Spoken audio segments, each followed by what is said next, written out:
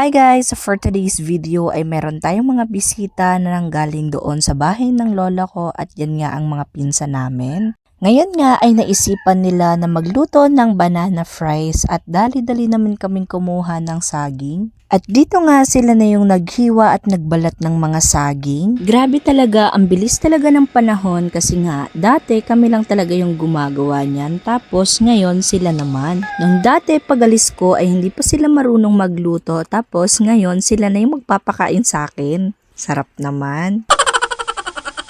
Eto talaga yung mga namimiss ko dito sa probinsya kasi kahit kapag nagugutom ka ay makukuha mo lang dyan sa tabi-tabi. Unlike sa Manila, kailangan mo pa talagang bilhin lahat. Kahit nga itong saging ay talagang napakamahal na doon, kaya kapag nagkikrave ka sa mga ganitong pagkain ay talagang wag na lang bumili. Eto nga pala yung panganay na anak na Uncle Jason na dati puro lang laro, ngayon marunong na magluto. Galing naman. Dito nga sa probinsya guys, kahit bata ka pa ay kailangan mo nang matutunan ang lahat ng gawain sa bahay. Ito rin talaga yung magandang habit na natutunan namin dito sa Bicol. Para habang tumatanda ka ay hindi ka na umaasa sa magulang, alam mo na lahat. Isa din talaga sa magandang matutunan ay ang pagluluto para hindi ka palaging gutom. Nakaka-proud nga kasi kahit ganyan ang edad nila, mga bata pa ay marunong na sa bahay. Kayo ba guys, ano ba ang mga niluluto nyo kapag meron kayong saging sa inyo? Kami kasi, ang kadalasang luto ay banana chips, banana Q, sinapot, tsaka pinakro.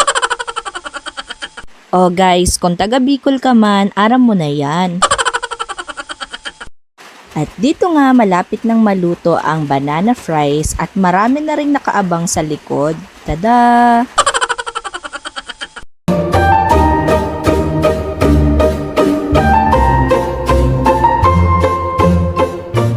At dito nga guys ay dumating na din sila mama kasama yung mga katrabaho niyang nag-ikot. At kakain lang muna sila dito at babalik din sa center.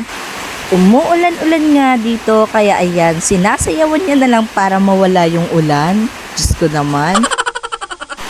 Going back sa pagluluto ng banana fries at ayan, malapit na talagang maluto kaya kakain na tayo.